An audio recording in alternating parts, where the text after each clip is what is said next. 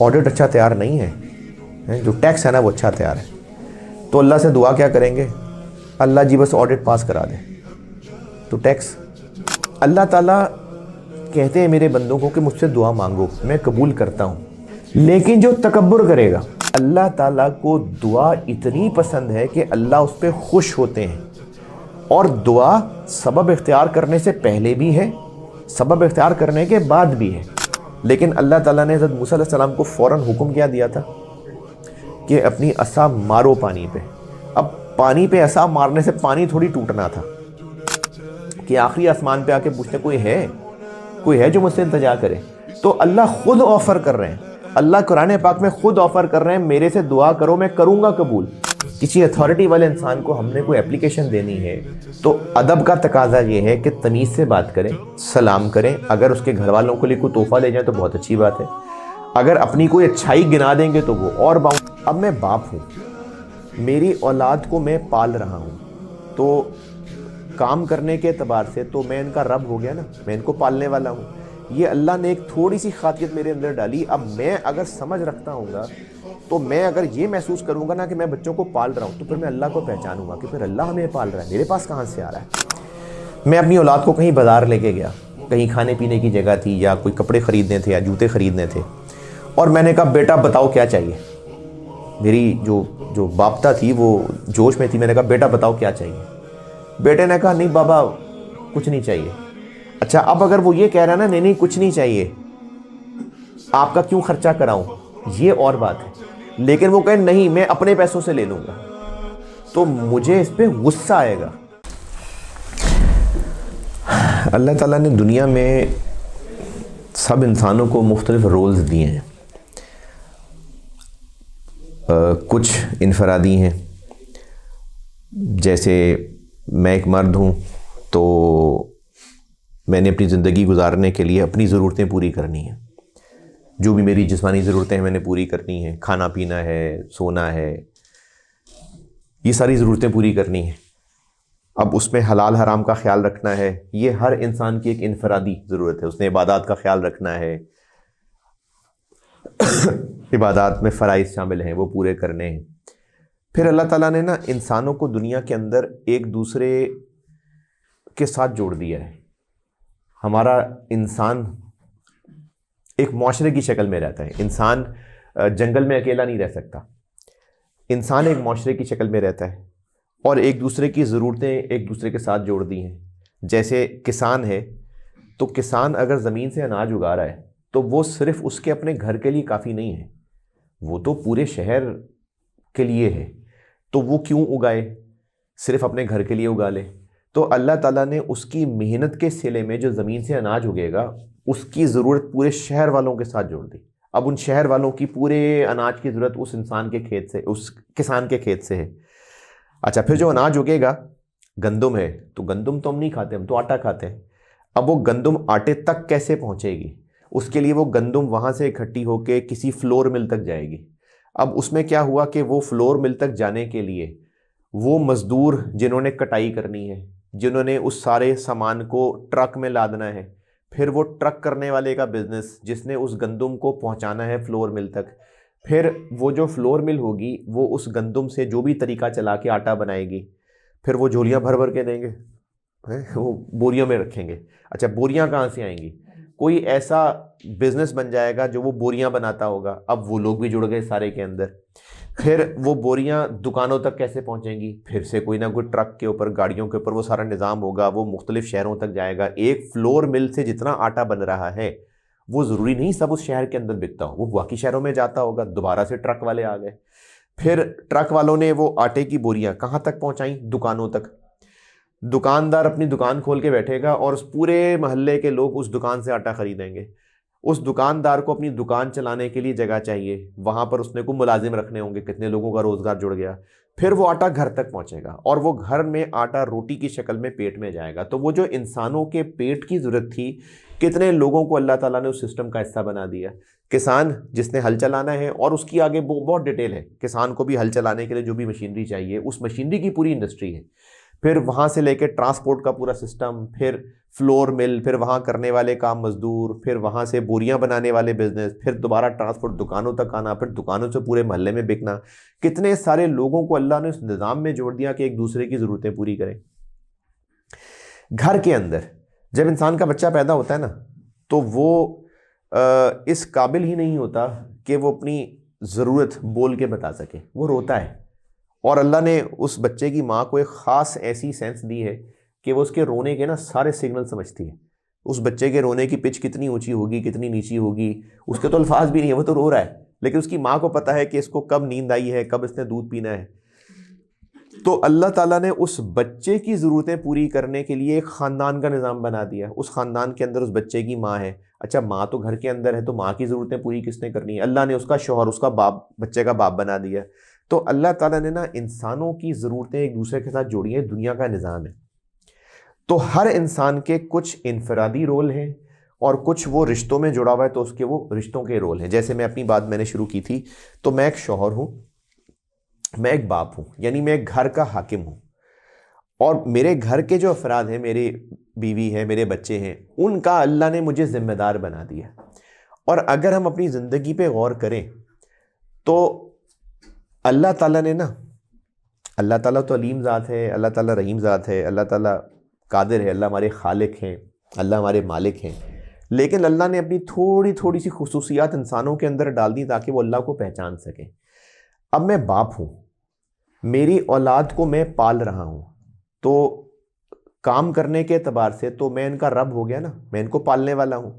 یہ اللہ نے ایک تھوڑی سی خاطیت میرے اندر ڈالی. اب میں اگر سمجھ رکھتا ہوں گا تو میں اگر یہ محسوس کروں گا نا کہ میں بچوں کو پال رہا ہوں تو پھر میں اللہ کو پہچانوں گا کہ پھر اللہ ہمیں پال رہا ہے، میرے پاس کہاں سے آ رہا ہے. مجھے اللہ نے میرے گھر والوں کا حاکم بنایا ہے اور میرے گھر والے، میری اہلیہ، میرے بچے اگر میری بات نہیں مانیں گے تو پھر میں اس میں غصہ کر کے ان کو سزا دوں گا. اب میں اگر اس پہ غور کروں تو پھر میں اللہ کو پہچانوں گا کہ پھر ہمیں اللہ کی بھی بات ماننی ہے ورنہ ہمیں بھی سزا مل سکتی ہے. تو اللہ تعالیٰ نے ہمیں مختلف رشتوں میں، مختلف ذمہ داریوں میں جوڑ کے نظام چلایا. اچھا اس بات کو میں تھوڑی دیر بعد جوڑتا ہوں.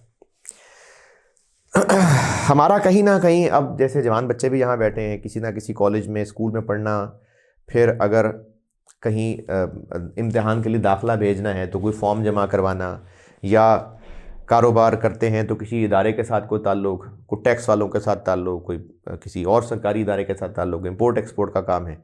تو ہر ادارے میں نا کوئی سسٹم ہوتا ہے اور جو انسان وہاں جا کر، یہاں تک کہ اگر ہم نے گیس کا کنیکشن بھی لینا ہے نا، اب تو خیر گیس کا کنیکشن ہی نہیں ملتے، لیکن چلے مثال بدل لیتے ہیں، بجلی کا کنیکشن لینا ہے تو بجلی کے دفتر میں جا کے وہاں میٹر پڑے ہوں گے، کوئی بھی جا کے اٹھا کے لے نہیں، ایک نظام ہوگا. وہاں پر پوچھیں گے جی میٹر لگوانے ہیں، اچھا آپ فلانا فارم فل کر کے دیں، وہ فارم بھریں گے، اس کی فیس ہے، فلانے بینک میں جا کے فیس جمع کرائیں. ایک سسٹم ہے، وہ سسٹم کو پورا کرنا ہوگا. درخواست جمع کرانی ہوگی، پھر نمبر لگے گا، پھر وہ اس کے اوپر ایک شخص کے سائن ہوں گے، پھر دوسرے کے سائن ہوں گے، پھر وہاں سے وہ کاغذ وہاں جائے گا، پھر وہاں سے کوئی لائن مین ہوگا جو میٹر اٹھا کے لا کے ہمارے گھر میں تار بچھائے گا، پھر وہ میٹر جوڑے گا. تو ایک پورا نظام ہے جس کی شروعات کہاں سے ہوئی؟ درخواست دینے سے، اپلیکیشن دینے سے. صرف سمجھانے کے لیے نا ایک سچویشن بناتا ہوں آپ کو بات سمجھانے کے لیے. اچھا ابھی میری اس مثال میں صحیح غلط پہ بات نہیں ہو رہی، ابھی میں آپ کو صرف ایک بات سمجھانا چاہ رہا ہوں. میٹر لگوانا ہے اور اس کے لیے ایک پورا سسٹم ہے، ایک فارم جمع کرانا ہوتا ہے. تو کوئی شخص جو میٹر لگوانا چاہتا ہے وہ صرف فارم جمع کروا دے اور اس کے بعد سکون سے بیٹھ جائے، وہ زیادہ فائدے میں رہے گا. میں صحیح غلط کی بات نہیں کر رہا، میں آپ کو بھی صرف ایک بات سمجھانا چاہ رہا ہوں. وہ زیادہ فائدے میں رہے گا یا جو فارم بھی بھرے اور اس ادارے کے مالک سے بھی سلام دعا کر کے رکھے؟ زیادہ فائدے میں کون رہے گا؟ کیوں؟ کیونکہ اگر کوئی مسئلہ ہوا تو اس کے ادارے کے مالک سے تعلقات ہیں، یا اگر کام میں دیری ہوئی تو چونکہ ادارے کے مالک سے تعلقات ہیں تو اس تعلقات کی بنیاد پہ کام جلدی بھی ہو سکتا ہے. میں پھر کہہ رہا ہوں، میں بھی صحیح غلط کی بات نہیں کر رہا. تو اگر کوئی شخص صرف اور صرف اپلیکیشن جمع کرا دے اور اس کے بعد آرام سے بیٹھ جائے، تو حالانکہ اس کے پاس موقع تھا کہ وہ مالک سے جا کے تعلقات بناتا، لیکن وہ سستی میں کہ نہیں بس میں فارم جمع کراؤں گا بیٹھ جاؤں گا، تو لوگ کہیں گے بے وقوف ہے، جب تمہیں موقع مل رہا ہے تو جا کے مالک سے سلام دعا کر لو. تو کسی بھی ادارے کے اندر اگر فارم جمع کرانے کے بعد مالک سے بھی سلام دعا کر لیں تو فائدے کی بات ہے. اچھا ایک تیسرا شخص وہ کہتا ہے میرا مالک سے جاننا ہے, مجھے فارم جمع کرانے کی ضرورت نہیں ہے. تو مالک کہے گا کہ بھئی تم فارم تو جمع کراؤ نا, ٹھیک ہے میرا تم سے اچھا سلام دعا ہے لیکن فارم تو کم از کم جمع کراؤ. تو فارم تو بھائی جمع کرانا پڑے گا, ہمیں اس سسٹم میں تو انٹر ہونا پڑے گا. ہاں اس سسٹم کے مالک سے اگر سلام دعا ہو جائے تو یہ بہت اچھی بات ہے, تاکہ کل کو کوئی مشکل ہو تو مالک کے ساتھ سلام دعا ہے. اور انسان کی فطرت ہے کہ وہ طاقت کے آگے جھکتا ہے, تو سارے انسان کوشش کرتے ہیں کہ وہ جتنے طاقتور ہستی ہوگا اس سے تعلقات بنا کے رکھے گا.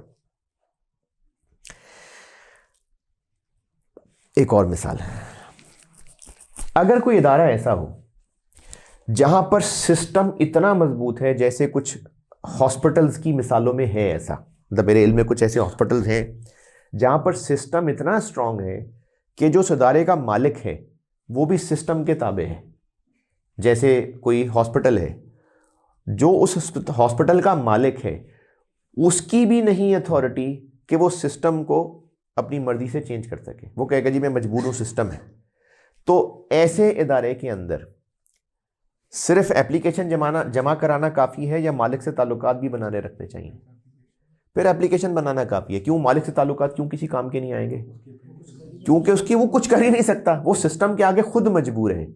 تو ایسا ادارہ جہاں پر کوئی سسٹم ہو, ہمیں اس ادارے میں سے کام لینے کے لیے نمبر 1 اپلیکیشن تو جمع کرانی پڑے گی. اپلیکیشن جمع کروائے بغیر کام نہیں چلے گا. نمبر 2 اگر اس ادارے کے مالک سے بھی تعلقات بنا لیے جائیں تو بہت اچھی بات ہے. نمبر 3 یہ تعلقات تبھی فائدہ دیں گے اگر وہ مالک جب چاہے سسٹم سے ہٹ کے اپنی مرضی بھی چلا سکتا ہو. اگر وہ مالک سسٹم کے خود تابع مجبور ہے تو پھر اس مالک کا ہمیں کوئی فائدہ نہیں. یہاں تک میں کو بات سمجھا پا رہا ہوں بھائی؟ چلے ایک تیسری جگہ چلتے ہیں, بعد میں پھر جوڑوں گا ان کو. ہماری جو دنیا کی زندگی ہے نا وہ ہے امتحان. ہمیں اللہ تعالیٰ نے دنیا میں ایک جسم دے کر بھیجا ہے. ہم انسان اصل میں روحیں تھے, اور یہ ابھی ٹاپک نہیں ہے میرا, یہ لمبی بحث ہے, صرف تھوڑا سا ذکر کر دیتا ہوں کہ ہم پہلے ساری کی ساری روحیں ایک جگہ جمع تھے, جہاں پر اللہ تعالیٰ نے ہم سے پوچھا بھی تھا کیا میں تمہارا رب نہیں ہوں. ہم سب پہلے ایک جگہ موجود تھے, ساری کی ساری انسانوں کی روحیں. اس وقت جسم موجود نہیں تھے, لیکن انسان کی روحوں نے اپنے لیے اس امتحان کا انتخاب کیا. وہ اس امتحان کے لیے تیار تھے. کیا امتحان؟ کہ دنیا کی زندگی گزارنی ہے. اس دنیا کی زندگی جو کہ ایک دفعہ ملے گی, اس دنیا کی زندگی کو اگر اللہ کے حکموں کے مطابق گزارا تو پھر جب دنیا کی زندگی ختم ہوگی تو اس کا انعام یہ ملے گا کہ ہمیشہ کی جنت ہے. اور اگر اللہ کے حکموں کے خلاف گزارا تو پھر زندگی جب ختم ہو جائے گی تو سزا یہ ملے گی کہ ہمیشہ کی دوزخ ہے. اس امتحان کو بھائی ہم نے خود چنا ہے, ہماری روحوں نے خود چنا ہے. اللہ نے ہمیں اس ٹیسٹ کے لیے, جیسے آپ جوان بچے جو یہاں بیٹھے نظر آ رہے ہیں, کہیں نہ کہیں کسی نہ کسی لیول پہ کوئی امتحان دیا ہے, تو جب امتحان دینے پہنچتے ہیں نا تو وہاں پر ہمیں کاغذ, پیپر, اور اگر وہ امتحان کہیں کسی کمپیوٹر لیب میں ہونے ہو تو کمپیوٹر سسٹم دیا جائے گا. گھر سے نہیں لے کے جانا کچھ, وہاں پر ریسورس دیا جائے گا. اور اس ریسورس دینے کا مقصد کیا ہوگا؟ وہاں پر ہمارا ٹیسٹ لینا ہوگا. تو ہمیں دنیا کی زندگی میں جسم ملا ہے, اس جسم کے ساتھ یہ سارے اعضاء ہیں, ہاتھ ہے, منہ ہے, آنکھیں, یہ سب اللہ تعالیٰ نے ہمیں دیا ہے. اور اس کے ساتھ امتحان ہے. امتحان کس بات کا؟ امتحان اس بات کا ہے کہ ہمارے جسم کی ہیں بہت ساری ضرورتیں بھی اور خواہشیں بھی. ایک ہوتی ہے ضرورت, ایک ہوتی ہے خواہش. جانور اپنی ضرورتیں پوری کرتے ہیں, بس خواہشیں نہیں پوری کرتے. یہ نقطہ دوبارہ سنیے گا. جانور کو بھوک لگتی ہے, جانور کی بھوک مٹانے کے لیے جتنا چاہیے بس وہ اتنا کھاتا ہے. کوئی جانور نے آج تک فریج فریزر ایجاد نہیں کیا, کیونکہ اس کو خواہش نہیں ہے, اس کو صرف ضرورت ہے. وہ اتنا جانور کا شکار کرے گا جتنا اس کا پیٹ بھرنے کے لیے کافی ہے. اس کے علاوہ اور بھی ہرن بھاگ رہے ہوں گے, لیکن شیر باقیوں کو نہیں کاٹے گا, باقیوں کو نہیں مارے گا کہ میں کل کے لیے جمع کر کے رکھ لوں. نہیں, اس کو خواہش ہی نہیں ہے, اس کو صرف ضرورت تھی. وہ ضرورت اس نے پوری کرنے کے لیے کھایا اور بس. اور اس کو رہنے کے لیے بس ایک سخت جگہ چاہیے تھی جہاں وہ ٹیک لگا سکے, لیٹ سکے. اس کو بیڈ نہیں چاہیے, اس کو اور مزید نرم, اس کو اے سی نہیں چاہیے. انسانوں کو چاہیے, جانوروں کو نہیں چاہیے. تو جانوروں میں ہوتی ہے صرف ضرورت. انسان کو جو اللہ نے جسم دیا ہے اس میں ضرورت بھی رکھی ہے اور اس میں خواہش بھی رکھی ہے. اور انسان کو بنیادی طور پہ اندر لالچ بھی رکھی ہے. یہ جسم کے ساتھ جڑا ہوا ہے چیزیں. تو امتحان میرے بھائی اس بات کا ہے کہ دنیا میں اللہ تعالیٰ نے ہمیں جسم دیا جس کے ساتھ ضرورتیں بھی لگی ہیں, خواہشیں بھی لگی ہیں, اور ان کو پورا کرنے کے طریقے بھی دے دیے. جیسے اگر بھوک لگ رہی ہے, چاہے وہ ضرورت کی بات ہو, صرف پیٹ بھرنا ہے, یا خواہش کی بات ہو, کوئی مزیدار چیز کھانی, یہ خواہش ہے, یہ ضرورت تو نہیں ہے. کوئی اسپائسی کھانا ہونا چاہیے, ضرورت تو نہیں ہے, ضرورت تو ڈرپ سے بھی پوری ہو جائے گی, یہ تو خواہش ہے. اگر کہیں پر گھومنے جانا ہے, یہ ضرورت تھوڑی ہے, یہ تو خواہش ہے. پینا ہے تو پیاس تو پانی سے بھی بجھ جائے گی, بلکہ ڈرپ لگائیں گے تو وہ بھی پیاس کی شدت ختم ہو جائے گی. لیکن کچھ مزیدار, کوئی شربت پینا ہے, کوئی چائے پینی ہے, کوئی اور جوس پینا ہے, یہ خواہشیں ہیں. تو اللہ تعالیٰ نے دنیا میں ان خواہشوں کو پورا کرنے کے اسباب بھی رکھ دیے. اسباب سمجھتے سارے, ریسورسز, اللہ نے وہ اسباب رکھ دیے. اب اس میں امتحان کیا ہے, میں آپ کو امتحان کا نقطہ سمجھانا چاہ رہا ہوں. بھوک مٹانے کے لیے سبب کیا اختیار کرنا پڑے گا کہ روٹی کھانی پڑے گی یا چاول جو بھی کھانا پڑے گا, یہ صرف سبب اختیار کرنا ہے. روٹی کہاں سے آئے گی؟ وہ کہیں سے خرید کے لانی پڑے گی. خریدیں گے کیسے؟ پیسے چاہیے اس کے لیے. پیسے کہاں سے آئیں گے؟ کچھ یا تو ملازمت کرنی پڑے گی یا کوئی بزنس کرنا پڑے گا کہ ہم پیسے کمائیں. تو اللہ نے سارے اسباب بنا دیے. مجھے پیاس لگی ہے تو مجھے پانی پینا ہے. پانی پینے کے لیے ایک تو یہ کہ میرے پاس پانی موجود ہے, یہ میں نے پانی پی لیا. اور اگر گلاس میں پانی نہ ہوتا تو مجھے اٹھ کے کہیں کسی کولر سے, کسی بوتل سے لینا پڑتا. بوتل بھی نہیں ہے, مجھے باہر سے خرید کے لانا پڑے گا. خریدنے کے لیے کیا چاہیے؟ پیسے چاہیے. پیسے کہاں سے آئیں گے؟ تو یہ سارا نظام اللہ نے ضرورتیں پوری کرنے کا اسباب میں رکھا. امتحان اس بات کا ہے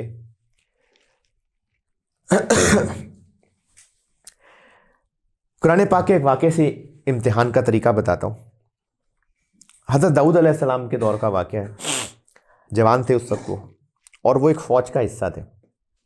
اس وقت کے جس قوم کا وہ حصہ تھے, اس قوم کے نبی جو بڑوں سے سنا ہے, شاید شمعیل علیہ السلام نام تھا ان کا, وہ بوڑھے ہو چکے تھے. قوم کی درخواست پہ دعا کی, اللہ تعالیٰ میری قوم کے لیے کوئی بادشاہ مقرر کر دے. تو اللہ تعالیٰ نے طالوت کو بادشاہ مقرر کر دیا. اور اب اس لشکر نے جانا تھا, جس کا حصہ داؤد علیہ السلام بھی تھے, اس لشکر نے جانا تھا جالوت سے مقابلے کے لیے.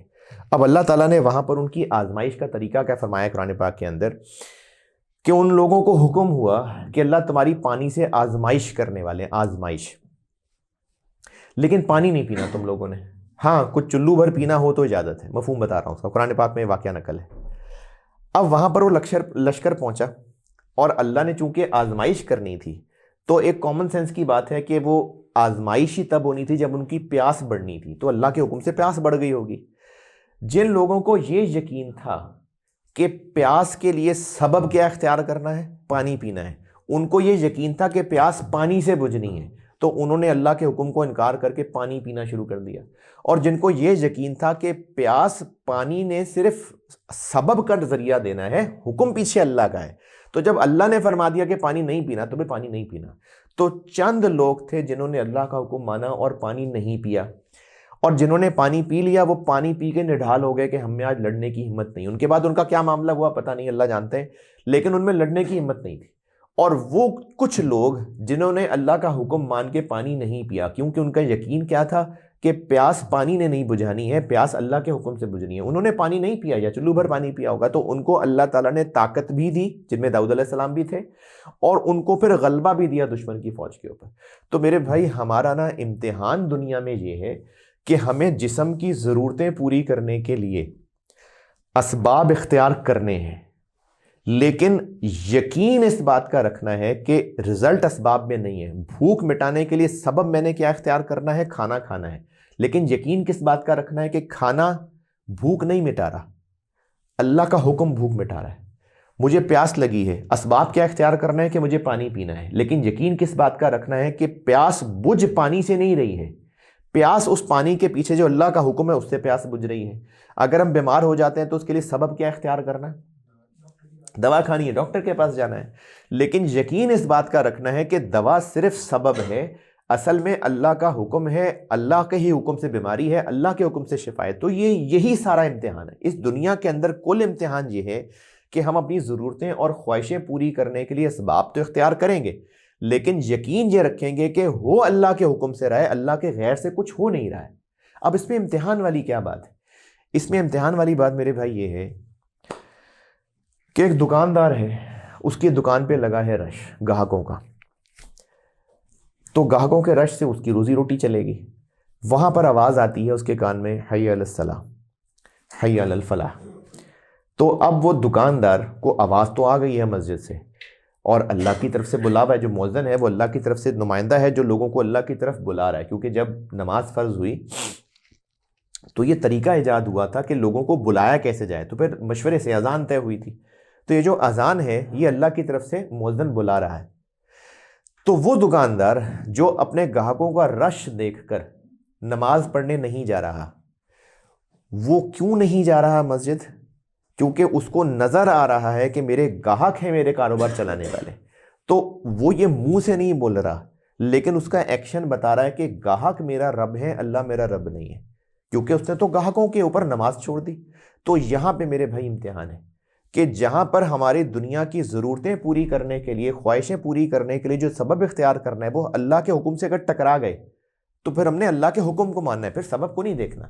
ہاں، اللہ کے حکم کے اندر رہتے رہتے اسباب بالکل اختیار کرنے۔ بڑوں سے سنا ہے میں نے کہ اسباب کو چھوڑ دینا جہالت ہے۔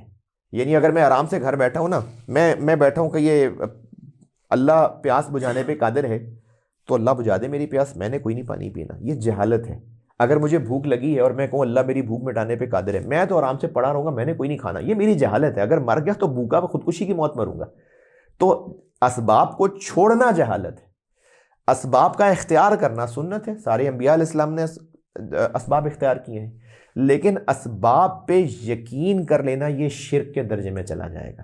تو ہمارا دنیا میں امتحان یہ ہو رہا ہے کہ اللہ تعالیٰ نے ہمیں دنیا کی زندگی میں جسم کی ضرورتیں دی ہیں، خواہشیں دی ہیں، اور ان کو پورا کرنے کے لیے اسباب اختیار کرنے ہیں، لیکن کون سے اسباب حلال ہیں کون سے حرام ہیں یہ شریعت سیکھیں گے تو پتہ چلے گا۔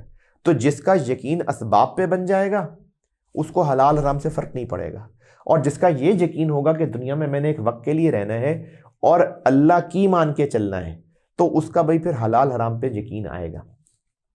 اب ان ساری باتوں کو میں نہ جوڑتا ہوں۔ ہمیں اپنی ضرورتیں پوری کرنی ہے دنیا کی بھی، اور ہمارا ایمان یہ ہے کہ دنیا کی زندگی دی اینڈ نہیں ہے، یہ ہمارا ایمان ہے۔ دنیا کی زندگی کا ایک خاص وقت تک ہم نے یہاں رہنا ہے، اس کے بعد موت ہے، اور اس کے بعد ہمیشہ ہمیشہ کی آخرت کی زندگی ہے۔ درمیان میں قبر کی زندگی ہے، لیکن میں اگر قبر کے انٹرویل کو اسکپ کر جاؤں تو دنیا کی زندگی ختم ہونے کے بعد پھر ہمیشہ ہمیشہ کی آخرت کی زندگی ہے۔ اور دنیا میں مزے کر لو، جو دل کرتا ہے کر لو، اور آخرت کی زندگی میں پھر نئے چیلنجز اور نئی زندگی ہوگی۔ نہیں، آخرت کی زندگی رزلٹ ہے، ٹیسٹ دنیا کی زندگی ہے۔ تو ہماری دنیا کی زندگی کا مقصد یہ ہے، اللہ تعالیٰ نے جو ہمیں بھیجا ہے کہ ہم نے دنیا کی زندگی گزارنی ہے، ہاں اپنی ضرورتیں پوری کرنی ہیں، لیکن اللہ کے حکموں کے مطابق اور نبی اکرم صلی اللہ علیہ وسلم کے مبارک طریقوں کے مطابق۔ جو اس کے مطابق زندگی گزارے گا اس کی آخرت ہمیشہ کی جنت ہے، اور وہی کامیاب ہے۔ اللہ تعالیٰ کامیاب کی ڈیفینیشن کیا بتاتے ہیں؟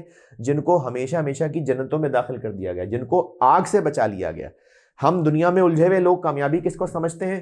دولت کما لی، کاروبار بڑا کر لیا، گھر بار اچھا بنا لیا، کھانے کو چیزیں زیادہ مل گئیں، پہننے کو چیزیں زیادہ مل گئیں، پڑھائی لکھائی بہت اچھی کر لی، اس کو ہم کامیابی سمجھتے ہیں۔ دنیا کے اسباب کے ساتھ عافیت کی زندگی وہ بہت اچھی بات ہے، اس میں کوئی خرابی نہیں ہے، کیونکہ غریبی کی زندگی، فاقے کی زندگی ایک بہت بڑا امتحان ہے۔ تو اللہ تعالیٰ سے عافیت کی زندگی مانگنا، اچھے ریسورسز کمانا کوئی مسئلہ نہیں ہے، لیکن اسی کو کل سمجھ لینے والا پھر حلال حرام کا فرق نہیں کرتا۔ اگر میرے بچے، میری بیوی اپنا کماتے ہوں اور اپنی ساری ضرورتیں اپنے خرچے سے پوری کر لیتے ہوں اور مجھ سے کچھ مانگتے ہی نہ ہوں، تو میں چل زندگی گزار رہا ہوں گا کہ چلو شکر ہے میں ایک انڈیپینڈنٹ لائف گزار رہا ہوں؟ نہیں، مجھے اچھا نہیں لگ رہا ہوگا۔ مجھے خوشی ہوگی کہ میری بیوی اپنے کاموں کی ضرورت مجھے بتائے، مجھے خوشی ہوگی ضرورت پوری کر کے، میری جو حاکمیت ہے اس کو ایک تسکین ملے گی، میری اولاد مجھ سے اپنی ضرورت پوری کروائے گی تو مجھے خوشی ہوگی۔ غیرت مندی یہی ہے۔ تو یہ صفت بہت معمولی سی اللہ تعالیٰ نے مرد کے اندر ڈالی تاکہ ہم اللہ کو پہچان سکے۔ تو بھائی اللہ تعالیٰ کو یہ بہت پسند ہے کہ اللہ سے مانگا جائے، ہاں مانگا جائے لیکن اسباب اختیار کیے جائیں. جیسے میں نے شروع میں مثال دی تھی کہ ادارے کے مالک سے تعلقات بنا کے رکھنے ہیں لیکن اپلیکیشن جمع کرانی ہے. ادارے کے مالک کے پاس جا کے کہیں گے ہمارا یہ کام کرا دو, وہ کہے گا میں کروا دوں گا, بتاؤ اپلیکیشن ڈالی کہ نہیں ڈالی؟ نہیں ڈالی, جاؤ اپلیکیشن ڈال کے آؤ. ایک شخص آیا آپ وسلم کی محفل میں, کہیں تذکرہ ہوا اونٹ کا, تو اس نے کہا جی میں اللہ کے توکل جو ہے وہ اونٹ کھلا چھوڑا ہے. تو اللہ کے نبی صلی اللہ علیہ وسلم نے اس بات کو ناپسند فرمایا کہ پہلے اونٹ کو باندھو پھر اللہ کے اوپر توکل ہے. تو ہمارا کام ہے اپنے اسباب اختیار کر لینا, اس کے بعد اللہ پہ اس یقین کے ساتھ کہ اللہ میرا کام بس اتنا ہی تھا, کرنا آپ نے. اس کے بعد اللہ سے دعا مانگنا. یہ دعا مانگنا اللہ کو اتنا پسند ہے, اتنا پسند ہے کہ اللہ تعالیٰ خوش ہوتے ہیں. اور ایک تو ہے نا کہ خوش ہو رہے ہیں, اور اگر دعا نہیں مانگوں گا تو اچھا ٹھیک ہے وہ خوش نہیں ہو رہے ہوں گے. نہیں, اس میں دوسری سائڈ بڑی گہری ہے. یہ کچھ عرصہ پہلے جب میں نے ایک بیان میں یہ آیت سنی, ورنہ تو قرآن پاک میں سب چیزیں بہت دفعہ پڑھی ہوتی ہیں لیکن کچھ آیات ایسی ہوتی ہیں جو ایسی لگتی ہیں کہ شاید پہلی دفعہ پڑھی ہے. میری اولاد اگر مجھ سے اپنی ضرورت کے لیے کچھ مانگتی ہے اور میں ان کی ضرورت پوری کر دیتا ہوں تو مجھے اس بات کی خوشی ہوگی. میں اپنی اولاد کو کہیں بازار لے کے گیا, کہیں کھانے پینے کی جگہ تھی یا کوئی کپڑے خریدنے تھے یا جوتے خریدنے تھے, اور میں نے کہا بیٹا بتاؤ کیا چاہیے. میری جو باپتا تھی وہ جوش میں تھی, میں نے کہا بیٹا بتاؤ کیا چاہیے. بیٹے نے کہا نہیں بابا کچھ نہیں چاہیے. اچھا اب اگر وہ یہ کہہ رہا ہے نا نہیں نہیں کچھ نہیں چاہیے, آپ کا کیوں خرچہ کراؤں, یہ اور بات ہے.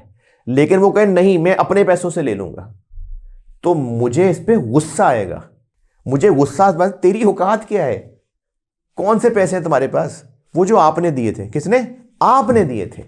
یعنی میں نے جو اس کو پیسے دیے ہیں وہ ان پیسوں پہ بھروسہ کر کے میری آفر کو ٹھکرا رہا ہے, تو مجھے اس بات پہ غصہ آئے گا.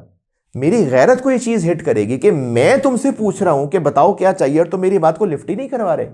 تو اللہ سے دعا مانگنے سے, ہمیں اللہ سے مانگنا یہ اللہ کو بہت خوش کرتی ہے بات. لیکن اس کا الٹ اگر ہم دعا نہیں مانگ رہے, اچھا یہ تو ہو نہیں سکتا کہ ہماری ضرورت کوئی نہیں, یہ ہو نہیں سکتا. تو اگر ہم اللہ سے دعا نہیں مانگ رہے, جیسے میرے سامنے زیادہ تر چونکہ اسٹوڈنٹس بیٹھے ہیں تو میں اسٹوڈنٹ کی مثال دیتا ہوں. آپ نے کوئی امتحان دینا تھا اور آپ کے ایک سبجیکٹ کی تیاری بہت اچھی تھی اور ایک سبجیکٹ کی تیاری بالکل اچھی نہیں تھی. جو مجھے سامنے کچھ اکاؤنٹنگ کے بچے نظر آ رہے ہیں تو چلو میں اکاؤنٹنگ کے سبجیکٹ کی مثال لے لیتا ہوں. آڈٹ اچھا تیار نہیں ہے, جو ٹیکس ہے نا وہ اچھا تیار ہے. تو اللہ سے دعا کیا کریں گے, اللہ جی بس آڈٹ پاس کرا دے, تو ٹیکس وہ میں کر لوں گا. بھئی تیری اوقات ہے تو کر لے گا. مطلب اس بظاہر یہ دعا لگ رہی ہے کہ اللہ بس آڈٹ پاس کرا دے, لیکن اس کے اندر نا تھوڑا سا تکبر آ رہا ہے. تکبر کہاں آ رہا ہے؟ ٹیکس میں خود کر لوں گا. وہ خود کہاں سے کر لو گے؟ تو اس لیے جب انسان اللہ سے دعا نہیں مانگ رہا ہوتا تو یہ نہیں ہے کہ اس کو ضرورت نہیں ہے تو دعا نہیں مانگ رہا. اس کو لگ رہا ہوتا ہے میرے پاس سارا مال موجود ہے, میں جو خواہش پوری کرنا چاہوں گا کر سکتا ہوں, تو وہ اپنے مال کے اوپر تکبر کر رہا ہے. یہ بات اللہ کو پسند نہیں ہے, اور اللہ کو تکبر سخت ناپسند ہے, کیونکہ کبریائی, حدیث کا مفہوم ہے کبریائی اللہ کی چادر ہے. تو اللہ کو پسند نہیں ہے کہ اس میں سے کسی کوئی اپنا حصہ لے. تو کسی کا اللہ سے دعا مانگنا یہ اللہ کو بہت پسند ہے, اور دعا نہ مانگنا یہ اللہ کو سخت ناپسند ہے, کیونکہ دعا نہ مانگنے کے اندر ناشکری کا پہلو بھی ہے اور کہیں نہ کہیں تکبر کا پہلو بھی ہے. ایک آیت کا مفہوم ہے, غالباً سورہ غافر کی آیت ہے, مفہوم بتا رہا ہوں اس کا, کہ اللہ تعالیٰ کہتے ہیں میرے بندوں کو کہ مجھ سے دعا مانگو میں قبول کرتا ہوں, لیکن جو تکبر کرے گا. اچھا اب اللہ کہہ رہے ہیں کہ دعا مانگو میں قبول کرتا ہوں, لیکن جو تکبر کرے گا, اب یہ لیکن جو تکبر کرے گا, تکبر کہاں سے آ گیا بیچ میں؟ اب اس دعا کی بات میں لیکن تکبر کہاں سے آ گیا کہ جو دعا نہیں کر رہا, اس کا مطلب کہیں نہ کہیں وہ اپنے وسائل پہ بھروسہ کر رہا ہے. اس کو لگتا ہے میرا بزنس بڑا اچھا چل رہا ہے تو یہ کام تو میں آرام سے کر ہی لوں گا. اس کو لگتا ہے کہ میں طاقتور ہوں, یہ کام تو میں آرام سے کر لوں گا. اس کو لگتا ہے کہ یہ پیپر تو میرا بہت اچھا تیار ہے, میں تو آرام سے کر لوں گا. تو یہ تکبر آ گیا. اور اللہ کا غصہ کی کیا ہے اس کی شکل, کہ جو تکبر کرے گا اس کو ذلیل کر کے جہنم میں داخل کروں گا. یہ سورہ غافر کی غالباً آیت نمبر 60 ہے جس کا میں نے مفہوم بیان کیا یہاں پر. تو اللہ تعالیٰ کو دعا اتنی پسند ہے کہ اللہ اس پہ خوش ہوتے ہیں، اور دعا سبب اختیار کرنے سے پہلے بھی ہے، سبب اختیار کرنے کے بعد بھی ہے۔ اگر مجھے کوئی بیماری ہے، اس کے لیے سبب کیا اختیار کرنا ہے؟ دوا کھانی ہے دوا کھانی چاہیے، اسباب اختیار کرنے چاہیے۔ اس سے پہلے بھی دعا ہے کہ اللہ میں دوا تو کھاؤں گا لیکن صحیح آپ نے کرنا ہے، اور دوا کھا لینے کے بعد بھی دعا ہے۔ تو اللہ کو دعا بہت پسند ہے۔ ایک بیان میں سن رہا تھا میں کہ حضرت موسیٰ علیہ السلام جب اپنی قوم کو لے کے چلے تھے اور آگے پانی تھا اور پیچھے فرعون کی فوج تھی، تو پانی کے ساتھ کیا معاملہ ہوا تھا؟ اس میں راستے بن گئے تھے نا، تو راستے تو اللہ نے بنانے تھے، لیکن اللہ تعالیٰ نے حضرت موسیٰ علیہ السلام کو فوراً حکم کیا دیا تھا کہ اپنی عصا مارو پانی پہ۔ اب پانی پہ عصا مارنے سے پانی تھوڑی ٹوٹنا تھا، تب کوئی بظاہر کوئی سینس نہیں ہے اس میں کہ وہ پاسورڈ تھوڑی لگا ہے کہ وہ یا فنگر پرنٹ تھوڑی ہے کہ عصا کا پرنٹ آئے گا اس کے اوپر اور پانی سائڈ پہ ہو جائے گا۔ بظاہر کوئی سینس نہیں ہے، بظاہر اسباب کے اعتبار سے کوئی سینس نہیں ہے، لیکن ہمارے لیے ایک پیغام یہ ہے کہ تم عصا مارو پھر میں آگے پانی کو حکم دوں گا، یعنی تم نے کرنا ہے اپنا ایکشن، ورنہ تو اللہ کے حکم سے ہی پانی ہٹنا تھا، لیکن اللہ نے حضرت موسیٰ علیہ السلام کو حکم دیا ہے کہ عصا کو پانی پہ مارو۔ تو ہمارا کام ہے اسباب اختیار کرنا، لیکن اسباب اختیار کرنے پہ بھروسہ نہیں کرنا، بھروسہ اللہ کی ذات پہ کرنا ہے۔ تو میرے بھائی دعا اتنی اہم ہے کہ ہم نے سسٹم میں رہتے ہوئے اپنی دنیاوی خواہشات بھی پوری کروانی، بالکل مانگنی ہے دعا، بالکل۔ یہاں تک کہ بڑوں سے سنا ہے کہ اگر کسی صحابی کو نمک کی بھی ضرورت ہوتی تھی، اچھا اس کا سبب اختیار کرتے ہوں گے وہ، یعنی کہ سبب بھی اختیار نہیں کرتے ہوں گے، لیکن وہ آ کے 2 نفل پڑھ کے اللہ سے دعا مانگ کے جاتے تھے۔ شکر نہیں ہے، اللہ سے دعا مانگ کے جاتے تھے۔ اسباب بھی اختیار کرنے ہیں۔ آپ گھر میں بیٹھے، امی نے کہا بیٹا چینی لا دو، آپ کہیں میں بھی 2 نفل پڑھتا ہوں تو چینی آ جائے گی، نہیں ایسے نہیں ہوگا، آپ کو دکان پہ جانا پڑے گا، اسباب اختیار کرنے پڑیں گے۔ لیکن اس کو اتنا معمول بنا لیں عادت کو کہ اگر کوئی سوئی بھی گم ہو گئی ہے تو 2 نفل پڑھ کے دعا کر لیں کہ اللہ سوئی مل جائے۔ اور اللہ کے نبی صلی اللہ علیہ وسلم نے ہمیں موقع محل کی بہت ساری دعائیں فرمائی ہیں۔ سونے سے پہلے کی دعا ہے، جاگتے ہی دعا ہے، اٹھنے کی ہے، کپڑے پہننے کی ہے، کپڑے اتارنے کی ہے، بیت الخلاء میں داخل ہونے کی ہے، باہر نکلنے کی ہے، دودھ پینے کی ہے، کھانا کھانے کی ہے، پانی پینے کی ہے، مسجد میں داخل ہونا، مسجد سے باہر نکلنا، گھر میں داخل ہونا، گھر سے باہر نکلنا، سواری پہ بیٹھنا، سواری کا سفر شروع کرنا، سفر پہ اترنے لگانا، موقع محل کی بہت ساری دعائیں ہیں۔ قرآن پاک کے اندر بہت ساری دعائیں ہیں۔ ابھی میں یہاں بات شروع کرنے سے پہلے ایک بات میرے دماغ میں آ رہی تھی کہ قرآن پاک میں جب بہت سارے انبیاء علیہ السلام کے قصے ہیں تو ان کی دعائیں بھی نقل ہوئی ہیں۔ حضرت یونس علیہ السلام نے مچھلی کے پیٹ میں سے اللہ کو پکارا تھا، اور اگر مشکل سچویشن کے حساب سے دیکھا جائے تو ایکسٹریم مشکل سچویشن تھی۔ سمندر میں پتہ نہیں کتنی گہرائی میں مچھلی کے پیٹ کے اندر بیٹھے ہوئے ہیں، مطلب سین چیک کریں ذرا کہ سمندر کی گہرائی ہے، اس کے پیٹ میں ہے، اور غالباً 40 دن تک اس کے پیٹ میں رہے۔ اب وہاں آکسیجن کا نظام کیا ہے، روشنی کدھر ہے، باہر کوئی پائپ نکل رہا ہے اندر سے، کوئی اوپر سیڑھی جائے گی، کوئی دروازہ ہوگا، یعنی کوئی نظر ہی نہیں آ رہا رستہ۔ اب وہاں پر وہ اللہ کو پکارتے ہیں۔ وہ پیچھے اس کا بیک گراؤنڈ ہے، جو ان کی قوم کے اوپر عذاب آنے لگا تھا، وہ اپنی قوم کو پہلے ہی چھوڑ آئے تھے، مایوس ہو گئے تھے، تو اللہ کو یہ بات اتنی پسند نہیں آئی تھی۔ اللہ نے قرآن پاک میں ان کی دعا بھی نقل فرما دی، ورنہ یہ بھی تو کافی ہو سکتا، اللہ جانتے ہیں کہ بھئی انہوں نے دعا کی اور اس کی بات میں نے سن لی، لیکن وہ دعا کے الفاظ ہمیں اللہ نے قرآن پاک میں بتائے۔ تو الفاظ کس لیے بتا دیے؟ کہ ہم بھی ان الفاظ کے ساتھ وہ دعائیں کریں، اور یہ وہ دعائیں ہیں جو قبول ہوئی دعائیں ہیں۔ قرآن پاک کے اندر انبیاء علیہ السلام کی جن دعاؤں کا ذکر ہے، ہم نماز کے اندر بھی دعائیں پڑھتے ہیں۔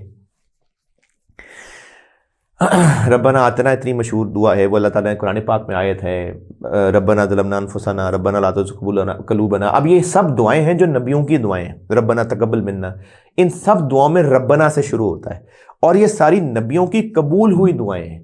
تو ہمارے پاس قرآن پاک کے اندر بہت ساری دعائیں ہیں، اور اللہ نے پورے ڈائلاگ نقل کر دیے۔ پھر ایک حدیث کا مفہوم ہے 3 لوگوں کے بارے میں، کہ وہ کہیں بارش تھی، اور وہ مفہوم بتا رہا ہوں حدیث کا، وہ کسی غار کے اندر گئے اور بارش کی وجہ سے پتھر جو تھا وہ لڑک کے دروازے پر آ گیا، رستہ بند ہو گیا۔ اب وہ جو 3 ساتھی تھے ان کو وہاں فکر لگی کہ یہ تو راستہ بند ہو گیا ہے، پتھر کیسے ہٹے گا. تو ان میں سے کسی مطلب آپس میں انہوں نے مشورے سے یہ کہا کہ اچھا ہم نا اللہ تعالیٰ سے دعا کرتے ہیں اور اپنے نیک اعمال گناتے ہیں، احسان چڑھانے کے لیے نہیں، یعنی واسطہ دینے کے لیے، کہ جیسے اگر میرے پاس کوئی بچہ میرے سے کوئی ریکویسٹ کرنے آئے گا نا، تو وہ اپنی کوئی اچھی بات گنائے گا، تب مجھے کہے گا بابا میں نے کل یہ کیا تھا نا، ہاں بیٹے کیا تھا، تو میرا یہ کام کر دینا. تو وہ جو اپنی اچھی بات گنا رہا ہوگا وہ کس لیے گنا رہا ہوگا؟ مجھ پہ احسان چڑھا رہا ہوگا. کس لیے گنا رہا ہوگا؟ مجھے اس پہ پیار آئے گا. مجھے پتا تھا لیکن وہ اپنی اچھی بات جب میرے آگے رکھے گا تو مجھے اس پہ پیار آئے گا.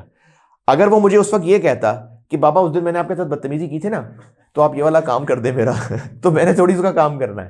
تو اگر مجھے وہ کوئی اپنی اچھی باتیں گنا رہا ہے تو پھر مجھے اس پہ پیار آئے گا. تو ان میں سے تینوں نے ایک ایک کر کے اللہ تعالیٰ کے سامنے اپنی کوئی نیکی رکھی اور کہا کہ اللہ ہم نے یہ کام کیا تھا تو ہماری مدد کر دے. تو وہ تینوں کی جب ایک ایک کر کے دعا پوری ہوئی تو وہ تھوڑا تھوڑا پتھر ہٹتے ہٹتے ہٹ گیا.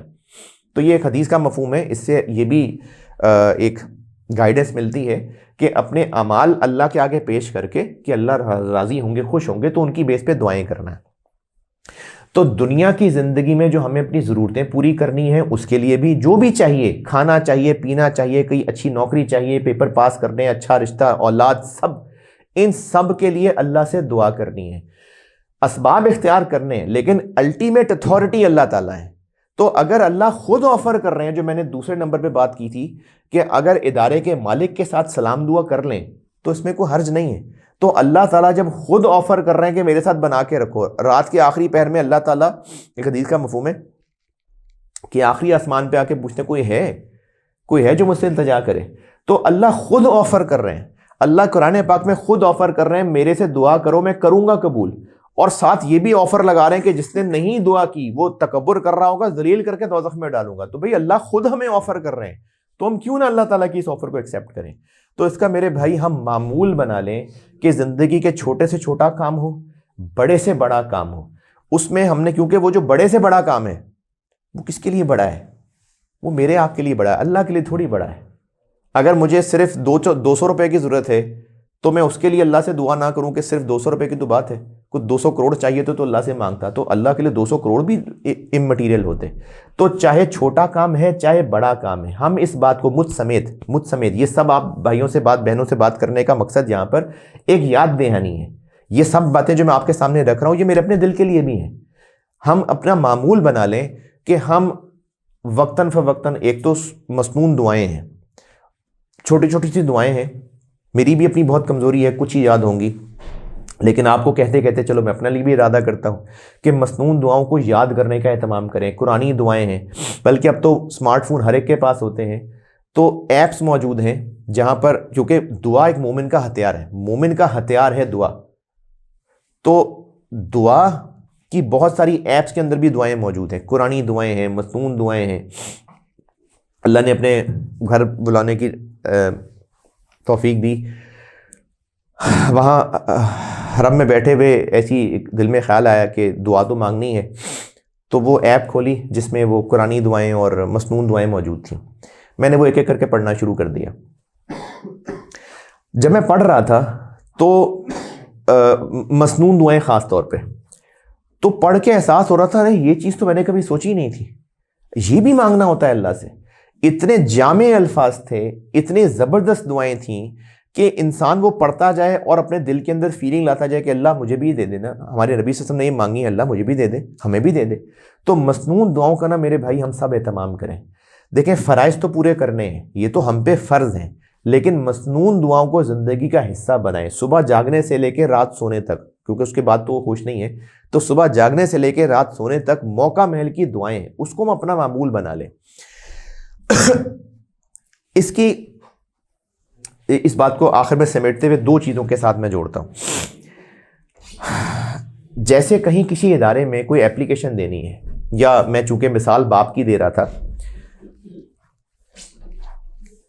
میرے بچوں نے مجھ تک کوئی بات پہنچانی ہوتی ہے نا تو وہ اپنے چھوٹے بھائی کو نا آگے لگاتے ہیں، کیونکہ نا اس کو بات کرنی آتی ہے. وہ معصومیت سے اپنی پہلے اچھائیاں بتاتا ہے، اپنی ساری اچھائیاں گنانے کے بعد پھر وہ بات سامنے رکھتا ہے.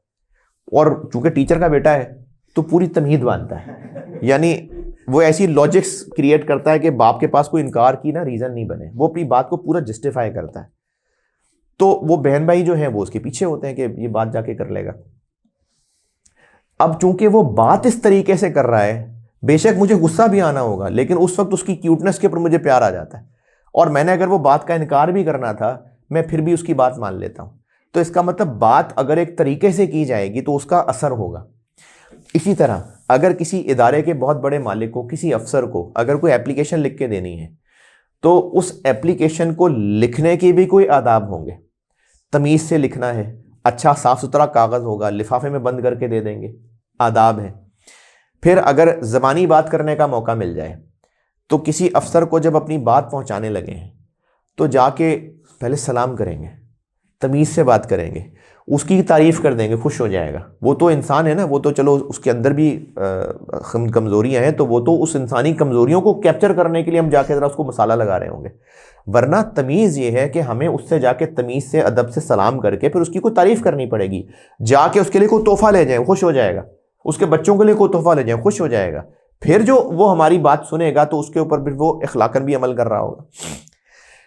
اور جب ہم اس سے بات کر رہے ہیں, جیسے میں استاد ہوں ایک ادارے میں, تو جب میرے پاس کوئی بچہ آتا ہے نا, یا یہاں تک کہ مجھ سے کلاس میں بھی اگر کوئی سوال پوچھتا ہے, مجھے اس کے بات کرنے کے انداز سے پتہ چل رہا ہوتا ہے کہ اس کا جو مزاج ہے وہ ٹونٹنگ ہے یا ضرورت مندانہ ہے.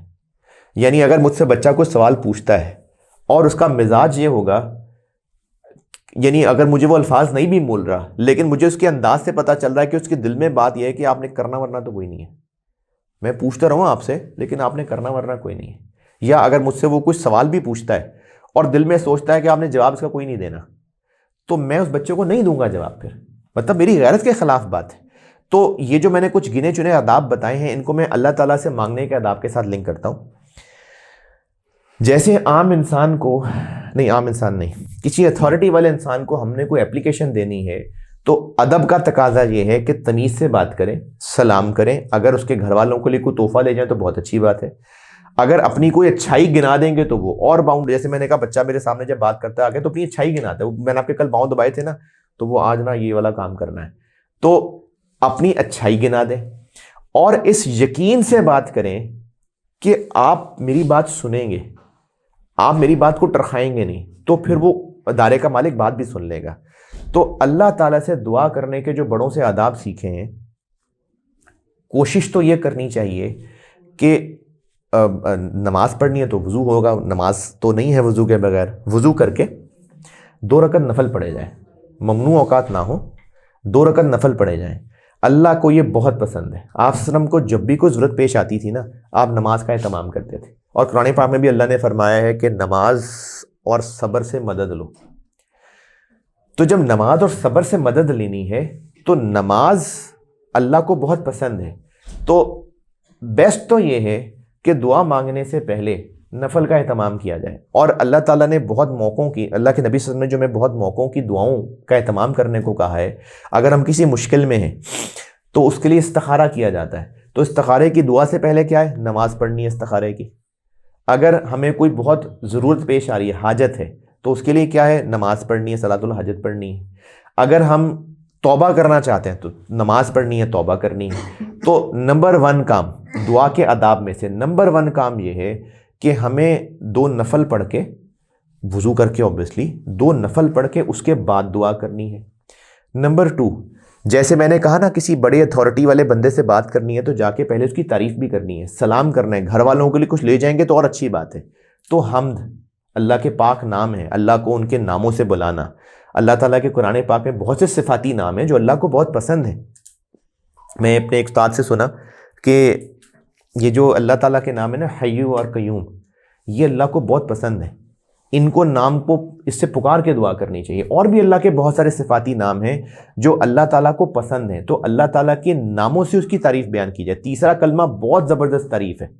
تیسرا کلمہ کے اندر جتنے بھی کلمات ہیں بہت ہی زبردست قسم کے کلمات ہیں, مطلب سبحان اللہ ہے, الحمدللہ ہے. تو یہ تیسرا کلمہ ہو, بہت اچھی بات ہے. اللہ کی حمد ہو گئی. نمبر 3 اور نمبر اینڈ درود شریف, کیونکہ اللہ نے قرآن پاک میں بھی فرمایا ہے کہ اللہ بھی سلامتی بھیجتے ہیں، درود بھیجتے ہیں، اللہ کے فرشتے بھی بھیجتے ہیں، ایمان والو تم بھی بھیجو۔ تو اللہ تعالیٰ کو بہت پسند ہے کہ اللہ کے نبی صلی اللہ علیہ وسلم کے اوپر درود بھیجا جائے۔ تو نمبر 1 نفل پڑھ لیں، بہت اچھی بات ہے۔ نمبر 2 اللہ تعالیٰ کی بڑائی بیان کریں، اللہ کی تعریفیں کریں۔ نمبر 3 اور نمبر اینڈ یعنی دعا کی کمپلیشن کے اوپر درود شریف پڑھیں۔ درمیان میں اپنی دعائیں ہیں اور جو مرضی دعائیں کریں، ہاں گناہوں کی دعائیں نہیں کرنی۔ آج ڈاکہ ڈالنے جا رہا ہوں، اللہ کرے وہاں کوئی نہ ہو، اللہ تو نے مدد کرنی ہے میری، یا کوئی حرام کام کرنا ہے اللہ تعالیٰ بچا لے، کوئی گندا کام ڈاؤن لوڈ کرنا ہے اللہ تعالیٰ نیٹ کی سپیڈ ٹھیک آ رہی ہے ڈاؤن لوڈ ہو جائے میرے سے۔ گندے کاموں کی دعا نہیں کرنی، کیونکہ گندے کاموں کی دعا کرنا اٹ سیلف گناہ والی بات ہے۔ مطلب ہم اللہ تعالیٰ کی مدد مانگ رہے ہیں گناہ کے کاموں کے اندر، تو گندے کاموں کی دعا نہیں کرنی۔ تو اللہ سے دعا کرنا جو آداب بتائے ہیں۔ اچھا، ان آداب سے نا کچھ پری ریکوزٹس ہیں، ان آداب کو اختیار کرنے کو پری ریکوزٹس ہیں، جن میں سے 2 بتاتا ہوں آپ کو۔ ایک حدیث کا مفہوم ہے، لمبی چیز ہے لیکن میں آپ کو کچھ موٹی موٹی اس کے مفہوم بتاتا ہوں۔ ایک شخص بہت لمبا سفر کر کے نا خانہ کعبہ پہنچا، اور چونکہ حدیث کا مفہوم ہے تو یہ اس دور کی بات ہے جب جہاز تو نہیں ہوتے تھے، اونٹ پہ سفر کر رہا ہوگا یا گھوڑے پہ سفر کر رہا ہوگا۔ اب وہ سفر کر کے لمبا سفر کر کے چونکہ ریگستان تھا تو وہ اللہ کے گھر پہنچے۔ اب اس کے کپڑے، اس کے بال، یہ سب مٹی سے ہٹے ہوئے ہیں۔ وہ وہاں پہنچ کے دعا کرتا ہے، اے میرے رب، اے میرے رب، لیکن اس کی دعا قبول نہیں ہو رہی۔ حدیث کا مفہوم بتا رہا ہوں۔ اس کا کھانا حرام ہے، اس کا پہننا حرام ہے، تو دعا کہاں سے قبول ہوگی؟ تو حلال کھانے والے کی دعا قبول ہوتی ہے، حرام کھانے والے کی دعا اب انیشو وائڈ ہو جاتی ہے، یعنی وہ ایلیجیبل ہی نہیں ہے دعا کرنے کے لیے کیونکہ وہ حرام کھاتا ہے۔ تو ایک پری ریکوزٹ ہو گیا حرام سے بچنا۔ ایک اور پری ریکوزٹ یہ ہے کہ اس یقین سے دعا مانگنا کہ اللہ سنتے ہیں، اور اللہ بندے سے اس کے گمان کے مطابق معاملہ کرتے ہیں۔ جب بندہ یہ کہنے لگ جاتا نا کہ اللہ تو میری دعائیں نہیں سنتا، بس پھر دی اینڈ ہو گیا۔ جب تک یہ نہیں کہہ رہا اللہ دعائیں سنتے ہیں، یہ ہو ہی نہیں سکتا کہ اللہ ہماری دعا نہ سنتے ہوں، کیونکہ اگر ہم یہ کہیں کہ اللہ ہماری دعا نہیں سنتا تو ہم نے تو اللہ کی سننے کی صفت سے انکار کر دیا، تو کافر ہو گئے ہم لوگ۔ یہ تو کفر کر دیا کہ اللہ نہیں سنتا۔ بھئی اللہ سنتا ہے، اللہ ہمیں خود آفر کر رہے ہیں کہ دعا کرو میں قبول کرتا ہوں۔ تو حرام سے بچنا ہے۔ اور ابھی اس وقت جتنے بزنسز کے اندر، آپ تو ابھی جوان لوگ بیٹھے نظر آ رہے ہیں یہاں، بزنسز کے اندر، نوکریوں کے اندر، اور جوان لوگوں میں جہاں جہاں یہ آن لائن کی ارننگ کے مواقع آنے شروع ہو گئے ہیں، ان میں نا بہت سنبھل کے اور علماء سے پوچھ کے چلنے کی ضرورت ہے، کیونکہ جتنے زیادہ مواقع بن گئے نا کمانے کے، اتنے زیادہ مسائل جنریٹ ہو گئے ہیں۔ تو جوان بچوں کو چونکہ پیسہ کمانے کی امپورٹنس پتہ ہوتی ہے، ان کو یہ فرق نہیں پڑتا کہ حلال ہے کہ حرام ہے، یا اگر پڑتا بھی ہو تو وہ بودر نہیں کر رہے ہوتے جاننا، کیونکہ نظر آ رہا ہوتا ہے پیسے کمانے ہیں۔ تو اس لیے آپ لوگوں کو یہ بات جھنجھوڑنے کے لیے بتا رہا ہوں کہ اس وقت ہماری نوکریاں، ہمارے انٹرنیٹ کے ذریعے پیسے کمانے کے ذرائع، ہمارے کاروبار، ان سب میں علماء سے پوچھ کے چلنا ہے، کیونکہ اگر ہماری کمائی حرام ہے تو بس پھر دعائیں نہیں ہیں۔ حرام کمائی گناہ الگ ہے، وہ ایک الگ گناہ ہے، لیکن حرام کمانے والے کی پھر دعا قبول نہیں ہوتی۔ تو جو بھی جس طرح کی بھی ایکٹیویٹیز میں انگیج ہیں کمانے والی، وہ علماء سے پوچھ کے چلنا پڑے گا۔ اور ڈر لگ رہا ہوتا ہے کہ اگر پوچھ لیا تو حرام ہی نہ کہہ دیں وہ اس کو، تو بھئی پوچھنے کی ہمت تو کرے نا۔ اور بھی بہت سارے رستے ہوں گے، کئی اللہ نے رزق کے دروازے رکھے ہوں گے، تو حلال حرام کی فکر کرنی پڑے گی۔ تو حرام سے بچنا ہے، اور اللہ تعالیٰ سے دعا اس یقین کے ساتھ کرنی ہے کہ اللہ دعا سنتے ہیں۔ اور وہ جو پھر آداب بتائے ہیں کہ نفل پڑھ لیں، اللہ کی تعریف، درود شریف، اس کے بعد اللہ کے سامنے اپنی حاجت رکھیں، بالکل دعا رکھیں، اور مایوس نہیں ہونا، کیونکہ نوجوان خاص طور پہ خواہشیں ہوتی ہیں بہت ساری، کسی کو کچھ چاہیے ہوتا ہے، کسی کو کچھ چاہیے ہوتا ہے، اور دعائیں بھی مانگتے ہیں، لیکن چونکہ جو وہ مانگ رہے ہوتے ہیں وہ نہیں ملتا تو ان کو لگتا ہماری دعائیں قبول نہیں ہو رہی۔ تو بہت ضروری ہے کہ ہم نے مایوس نہیں ہونا، اور مایوس تب نہیں ہوں گے جب ہمیں یہ یقین ہوگا کہ من چاہے کا مل جانا دعا کی قبولیت نہیں ہے۔ یہ تو مجھے لگ رہا تھا نا کہ میں جو مانگ رہا ہوں وہ میرے لیے بہتر ہے، یہ تو اللہ کو پتا ہے میرے لیے کیا بہتر ہے۔ دعا کی قبولیت کی کچھ شکلیں ہو سکتی ہیں، جو بھی بڑوں سے سیکھا، دعا کی قبولیت کی مختلف شکلیں ہو سکتی ہیں۔ دعا قبول ہوتی ہے، یہ نہیں ہو سکتا کہ دعا قبول نہ ہو انلیس وہ جو پہلے باتیں بتائی ہیں، حرام نہ کھاتا ہو، یہ یقین رکھتا ہو کہ اللہ دعا سنتے ہیں۔ دعائیں بالکل قبول ہوتی ہیں، ہاں ان کی شکلیں کیا ہو سکتی ہیں؟ ایک شکل ہو سکتی ہے جو من چاہا ہے وہ مل جائے، اسی وقت مل جائے یا کچھ دیر بعد مل جائے، جب ملے گا جب ہمارے لیے بہتر ہوگا۔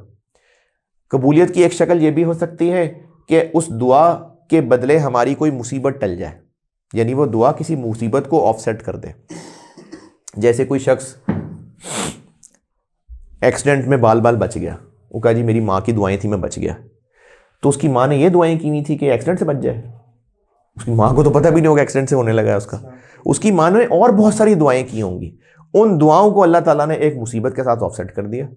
تو دعا کی قبولیت من چاہا کا ملنا بھی ہو سکتا ہے، دعا کی قبولیت کوئی مشکل کا ٹل جانا بھی ہو سکتا ہے، دعا کی قبولیت اس سے بہتر مل جانا بھی ہو سکتا ہے، اور دعا کی بیسٹ قبولیت یہ ہے، ہم کمزور ہیں نا، اس لیے مجھ سمیت ابھی شاید کوئی یہ خواہش نہیں کرا جو میں اب بتانے لگا ہوں، یہ دعا کی قبولیت کی بیسٹ شکل ہے، لیکن ہم کمزور ہیں اس لیے ہم یہ خواہش نہیں رکھتے ہوں گے۔ بیسٹ شکل یہ ہے کہ ہماری دعا دنیا میں آنسر نہ ہو، تو ہماری وہ دعا جو دنیا میں آنسر نہیں ہوگی وہ آخرت کے لیے جمع ہو جائے گی، اور آخرت میں اس کا ہمیں فائدہ ملے گا، اور اس وقت پھر انسان خواہش کرے گا جب اس کا وہ انسنی دعاؤں کا جب رزلٹ دیکھے گا نا، تو خواہش کرے گا کاش میری دنیا میں کوئی دعا قبول نہ ہوئی ہوتی، لیکن ہم کمزور لوگ ہیں نا، ہمیں تو چاہیے چیزیں، تو اس لیے دعا کرنی ہے اس یقین کے ساتھ کہ مالک اللہ ہے۔ ہاں ہم نے سسٹم فالو کرنا ہے، ہم نے اسباب اختیار کرنے ہیں، لیکن مالک اللہ کی ذات ہے، تو اس لیے ہمارا کام ہے صرف اسباب اختیار کرنا۔ موسیٰ علیہ السلام کا کام تھا صرف لاٹھی مارنا، اس پانی کے ٹکڑے کرنا وہ اللہ کا کام تھا۔ تو ہمیں اسباب اختیار کرنے ہیں، لیکن اللہ سے دعا مانگنی ہے۔ دنیا کے لیے بھی ربنا آتنا فی الدنیا حسنہ، ہمیں دنیا میں بھی بہترین چاہیے، وفی الآخرۃ حسنہ، ہمیں آخرت میں بھی اچھا چاہیے۔ تو ہم نے دنیا کے لیے بھی دعا مانگنی ہے اور آخرت کے لیے بھی دعا مانگنی ہے، اور دوسرے کے نقصان کی دعائیں نہیں مانگنی، اللہ کرے مجھے مل جائے اس کو نہ ملے، اس طرح کی دعائیں نہیں مانگنی۔ تو دنیا کے لیے بھی دعائیں مانگنی ہیں، آخرت کے لیے بھی دعائیں مانگنی ہیں، اور اس کو معمول بنانا ہے۔ اگر دن کے 24 گھنٹے میں اور آپ دعا نہیں کر رہے نا، تو یہ لمحہ فکریہ ہے، اس پہ سوچنا پڑے گا کہ ہم دعا کیوں نہیں کر رہے، کیا ہماری ضرورت کوئی نہیں ہے؟ یہ ہو نہیں سکتا۔ تو اگر ہماری ضرورت نہیں ہے اور ہم دعا نہیں کر رہے، تو کہیں ہم اس وعید میں نہ آ جائیں جو اللہ فرما رہے ہیں کہ تکبر کرنے والوں کو ذلیل کر کے دوزخ میں داخل کروں گا۔ تو اس لیے اگر میری زندگی میں اور آپ کی زندگی میں دعا نہیں ہے تو یہ فکر والی بات ہے۔ اس کا مطلب یہ نہیں ہے کہ ہمارے پاس سب کچھ ہے اور ہم کہیے اللہ کا بڑا شکر ہے۔ یہ جو اللہ کا بڑا شکر ہے نا، یہ اتنا تقیہ کلام بن چکا ہوا ہے کہ بولنے والے کو بھی نہیں پتا چل رہا ہوتا کہ وہ کیا بول رہا ہے، بس اللہ کا بڑا قبض، اللہ کا بڑا کرم ہے۔ حرام کا مال بیچے بھائی اللہ کا بڑا کرم ہے، چوری کر کے سامان بیچتا ہے اللہ کا بڑا کرم ہے، یہ ہمارا جملہ بن گیا ہوا ہے۔ تو اگر ہمارے 24 گھنٹے اللہ سے دعا کے بغیر گزر رہے ہیں میرے اور آپ کے، تو یہ فکر والی بات ہے، ہمیں اس میں فکر کرنی چاہیے کہ کیوں دعا کے بغیر گزر رہے ہیں۔ تو اس کا میرے بھائی میں اور آپ نا اپنا ایک معمول بنا لیں، رات کا کوئی وقت طے کر لیں، افضل ترین وقت رات کا آخری پہر ہے جس کو ہم تہجد، وہ تو افضل ترین وقت ہے، لیکن ہم سب بہت کمزور لوگ ہیں، ہماری دنیا کی ایسی مصروفیتیں، ہم بہت کمزور لوگ ہیں۔ چلو تہجد کے وقت نہ صحیح، عشاء کے بعد صحیح، لیکن میں اور آپ ایک کوشش کریں، ارادہ کریں، میں بھی ارادہ کرتا ہوں، آپ بھی ارادہ کریے کہ ہمیں کوشش کریں کہ روزانہ فجر کے وقت، فجر سے پہلے، مغرب کے وقت، کیونکہ ویسے دن میں بھی کچھ قبولیت کے اوقات ہوتے ہیں، پھر کچھ دن بھی ہفتے میں ایسے ہوتے ہیں، پھر کچھ موقع بھی ایسے ہوتے ہیں جہاں پر دعا زیادہ قبول ہو رہی ہوتی ہے، پھر کچھ لوگ ایسے ہوتے ہیں جن کی دعائیں قبول ہو رہی ہوتی ہیں، جیسے والدین کی دعائیں اولاد کے لیے قبول ہو رہی ہوتی ہیں، مسافر کی دعا قبول ہو رہی ہوتی ہے، بیمار کی دعا قبول ہو رہی ہوتی ہے۔ تو ایسے لوگ بھی ہیں جن کی دعائیں قبول ہو رہی ہیں، ایسے اوقات بھی ہیں جب دعائیں قبول ہو رہی ہوتی ہیں۔ تو میں اور آپ ایک معمول بنا لیں کہ 24 گھنٹے میں سے کوئی وقت طے کر لیں، 10 منٹ سے شروع کر لیں، کوشش کریں کہ اس کو بڑھاتے بڑھاتے کو آدھے 1 گھنٹے تک لے جائیں۔ 1 گھنٹے والے ہم لوگ ہیں نہیں ویسے، آدھے گھنٹے تک لے جائیں، لیکن روزانہ کم از کم ہم ایک دفعہ ضرور دعا کریں جس میں دنیاوی چیزیں بھی مانگیں، دنیاوی بھی مانگنی ہے، عافیت مانگنی ہے، ریسورسز نہیں مانگنے، عافیت مانگنی ہے، کیونکہ فرعون کے پاس، قارون کے پاس بہت ریسورسز تھے، وہ کامیاب تھوڑی۔ ہماری دنیا کے اندر ایسی مثالیں موجود ہیں کہ بہت امیر لوگ ہیں لیکن گھر میں سکون نہیں ہے، بیماریاں ہیں، تو پھر کیا فائدہ ان کی دولت کا؟ تو اس لیے ریسورسز ہی نہیں صرف مانگنے، عافیت مانگنی ہے اور اللہ کی رضا مانگنی ہے، سب سے بڑھ کے اللہ راضی ہو جائے. اللہ راضی ہو گیا تو سارے کام بن گئے. دولت والا ہے، اللہ راضی نہیں ہے، کوئی فائدہ نہیں دولت کا. دولت نہیں ہے، اللہ راضی ہے، کامیاب ہو گیا. تو میں اور آپ ارادہ کرتے ہیں بھائی روزانہ ایک وقت کم از کم دعا کرنی ہے، اللہ سے دنیا بھی مانگنی ہے، آخرت بھی مانگنی ہے، اور اس یقین کے ساتھ مانگنی ہے کہ اللہ دعائیں سنتے ہیں، اللہ دعا قبول کرتے ہیں. اور اگر من چاہا نہیں مل سکا تو بھی دعا رجسٹر ہو گئی ہے، سسٹم میں اپلیکیشن ڈل گئی ہے، ریجیکٹ نہیں ہوگی. دنیا میں مل گئی تو ٹھیک ہے، نہیں تو اور اچھی بات ہے، دنیا میں نہیں ملی تو پھر آخرت میں ملے گی جا کے. تو اس کا سارے بھائی ارادہ کرتے ہیں. بس 10 کو منٹ لے لیں اگر آپ نے کچھ سوال پوچھنے ہیں. ویسے تو استاد جی یہاں بیٹھے ہوئے میری جو بالکل اوقات سے باہر ہوگا، میں ساجی سے درخواست کر دوں گا کوئی سوال آپ اگر پوچھنا چاہیں تو جتنا بھی جواب دے سکا. جی جس طرح آپ نے کہا کہ مطلب ایک باپ ہے وہ اپنی اولاد کو پالتا ہے وغیرہ، تو یہاں پہ کہیں نہ کہیں خنثی نہیں آتا تکبر کا کہ پالنے والا تو اللہ ہے، تو ہم کس طرح؟ یہ جو کسی بھی ادارے کے باہر سیکیورٹی گارڈ کھڑا ہوگا کس لیے کھڑا ہے؟ وہ حفاظت کرنے. اور جب اس کو کوئی دشمن وہاں حملہ کرے گا تو وہ جوابی حملہ کرے یا سائڈ پہ کھڑا ہو جائے جی حفاظت کرنے والا تو اللہ ہے، میں تھوڑی ہوں. تو وہ اپنے ہتھیار کو استعمال کرے گا نا، تو وہ تکبر تھوڑی کر رہا ہے. اللہ تعالیٰ نے سارے انسانوں کو مختلف ذمہ داریاں دی ہیں. میں نے اپنے بچوں کو پالنا ہے، میری ذمہ داری ہے. میں نے ایک حدیث کا مفہوم ہے تم میں سے ہر ایک سے اس کی رعیت کے بارے میں پوچھا جائے گا. مرد سے یعنی شوہر سے اس کی بیوی کے بارے میں بھی پوچھا جائے گا، اس کے بچوں کے بارے میں بھی پوچھا جائے گا. اگر میرے بچے مجھ سے ضرورت میں اپنے بچوں کی ضرورتیں بھی پوری نہیں کر رہا اور میں ان کو کما کے لا کے ان کی روٹی کا بندوبست نہیں کر رہا، میں آرام سے اپنی زندگی گزار رہا ہوں اور میں کہتا ہوں کہ جی پالنے والا میں تھوڑی ہوں، پالنے والا تو اللہ تعالیٰ ہے. پالنے والا بے شک اللہ تعالیٰ ہے، لیکن میں اپنی ڈیوٹی تو پوری کروں نا. تو اس کی ڈیوٹی مجھے پوری کرنی ہے. ماں بچوں کو کھانا بنا کے دے رہی ہے، ماں بچے کو دودھ پلا رہی ہے، پالنے والی ماں ہے کہ اللہ ہے؟ اللہ ہے نا. لیکن اگر ماں یہ کہے کہ بچے تو روتا ہے مانگ لے اللہ سے، تو پالنے والا تو اللہ ہے، تو یہ تو ماں گناہ گار ہو رہی ہے. تو ہمیں اپنے طور پہ جو ڈیوٹیز دی گئی ہیں وہ پوری کرنی ہے.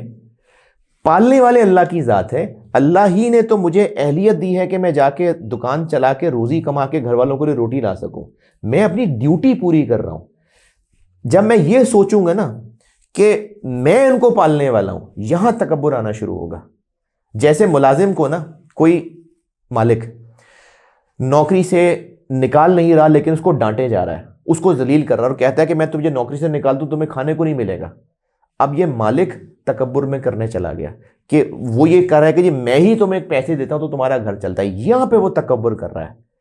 لیکن اگر میں باپ ہوں اور میں اپنے بچوں کو پالنے کی ذمہ داری پوری کر رہا ہوں تو اللہ نے مجھے ڈیوٹی دی ہے، میں ڈیوٹی پوری کر رہا ہوں.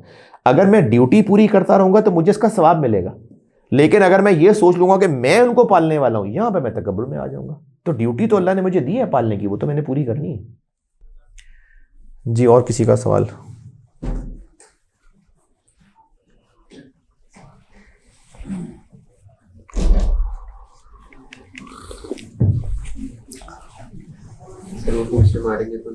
نہیں آپ بتائیں.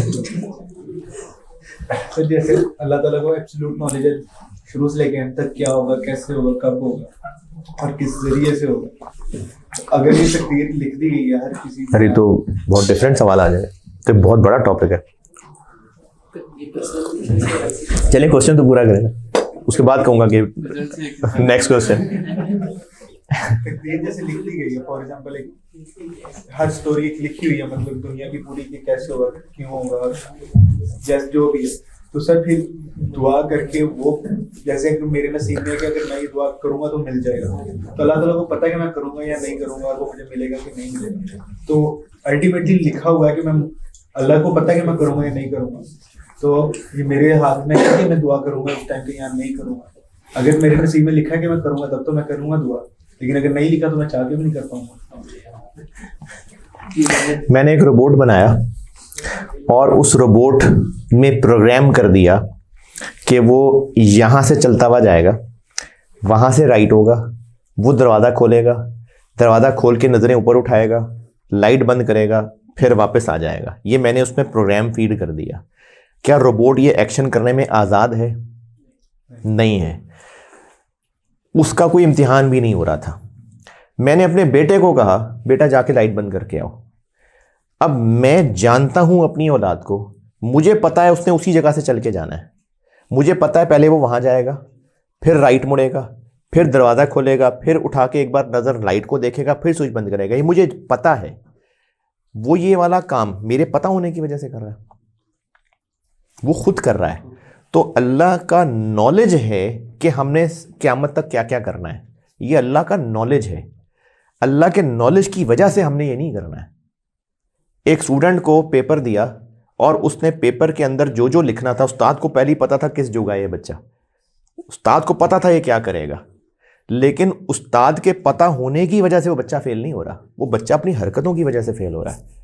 تو اللہ تعالیٰ نے ہمارے بارے میں سب لکھ رکھا ہے. اللہ تعالیٰ کی علم کی پرفیکشن ہے. یہ اللہ کا ایک مطلب ایک سٹائل ہے کہ اللہ نے سب پہلے لکھ رکھا ہے. یہ اللہ کا سٹائل ہے, اللہ کی بڑائی ہے. کر ہم اپنی مرضی سے جی رہے ہیں, تبھی تو ٹیسٹ ہو رہا ہے, ورنہ پھر دوزخ کس بات کی اور جنت کس بات کی.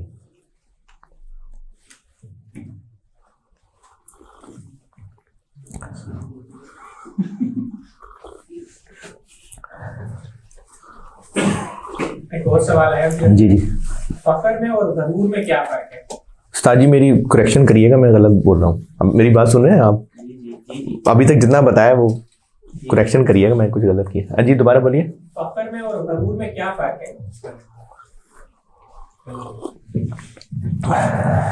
یار یہ تو امتحان شروع ہو گیا ہے. تو فخر اور غرور میں کیا فرق ہے؟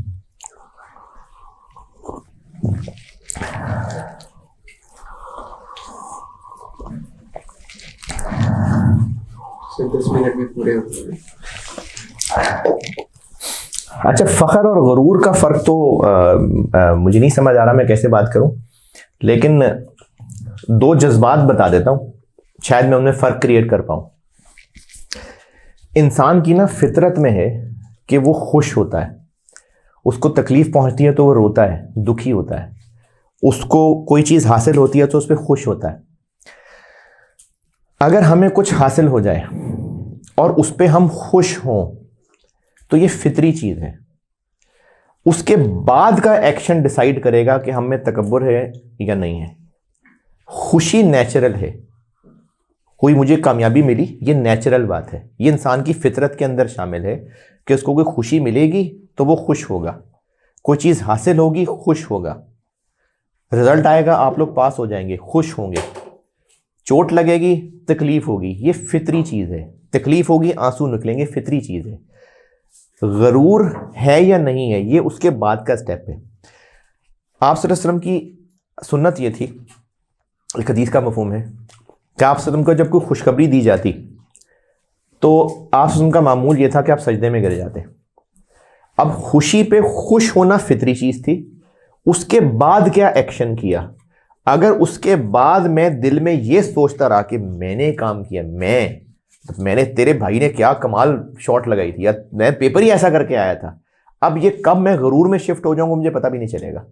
لیکن اگر خوشی ملتے ساتھ ہی میں اللہ کا شکر ادا کرتا ہوں اور دل میں کنٹینیوس شکر ادا کر رہا ہوتا ہوں, تو شکر ادا کرتے ہوئے بھی مجھے خوشی بہرحال ہو رہی ہوگی, تو وہ خوشی نیچرل ہے. لیکن اس خوشی کے جواب میں میرا ایکشن کیا ہے, اللہ کی شکر گزاری کر رہا ہوں یا اپنی باتوں کو سوچ سوچ کے میں اس کے اوپر اکڑے جا رہا ہوں. جیسے وہ اللہ نے قرآن پاک میں ذکر کیا کہ کشتی جب ڈوبنے لگتی ہے تو اللہ سے مانگنا شروع کر دیتے ہیں, اور جب وہ کشتی سنبھل جاتی ہے تو پھر وہ کہتے ہیں ہم نے تو کشتی خود ہی بڑی زبردست مینیج کی تھی. آپ بائک پہ جا رہے تھے, آپ نے ایسے کٹ ماری ہیں اور وہ بچ گئے, تو آپ نے گھر آ کے بتایا میں نے کیا زبردست کٹ ماری ہے. تو اب یہ تکبر کی طرف جانا شروع ہو جائیں گے, پتہ بھی نہیں چلے گا. تو اس لیے خوشی پہ خوش ہونا یا چلو فخر کرنا یہ فطری چیز ہے. لیکن اس کے بعد ہم کیا کرتے ہیں, اپنی اچھائیوں کو سوچ سوچ کے اور خوش ہوئے جاتے ہیں کہ میں نے یہ کام کیا تھا, تو پھر غرور میں چلا جائے گا. اگر اللہ کے شکر میں چلے جانا شروع ہو جائیں گے تو وہ تو شکر گزاری ہے اللہ تعالیٰ کی.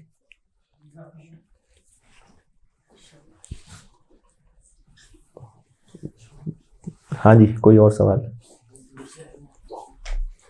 آپ یہ بھی کھا لیں, دور سے آئے آپ.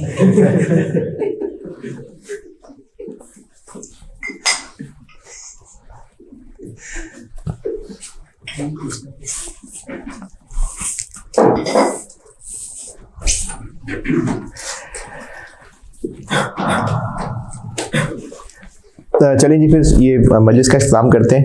مجھے عتیق صاحب نے کہا تو یہی تھا کہ بات پوری کر کے سوال جواب کر کے تو دعا پہ ختم کر لیں بات. لیکن میں نہ کوئی حضرت جی نہیں ہوں تو میں کوئی دعا کرواؤں اور ہم سب اجتماعی دعا کریں، نہیں، میں بہت کمزور ہوں اس کام کے لیے. تو میں صرف اتنی درخواست کرتا ہوں کہ لائٹ تو خیر کیا بند کرنی ہے، ہم سب اپنی اپنی جگہ بیٹھ کے آنکھیں بند کرتے ہیں، اپنے دل سے اللہ کو یاد کر کے اللہ کے آگے سب سے پہلی بات توبہ کرنی ہے. کیونکہ ہم ابھی یہاں آنے سے جسٹ پہلے تک بہت سارے گناہ کر کے آئے ہیں. ہماری زندگی میں مسلسل گناہ موجود ہیں. ہو سکتا ہے بیٹھے بیٹھے آپ کے موبائل کے اندر ایسی چیزیں آ گئی ہوں جو گناہ ہیں، اب یہاں بیٹھے بیٹھے آ گئے ہوں. تو اس لیے ہم اپنے اپنے طور پہ خاموشی سے، مطلب میں کوئی اجتماعی دعا نہیں کرواتا، ہم اپنے طور پہ اپنے اللہ کے ساتھ تعلق بنا کے ایک دعا کرتے ہیں 2 3 4 5 منٹ، اس کے بعد پھر مجلس ختم کر لیتے ہیں. چلو دعا کر لیں گے.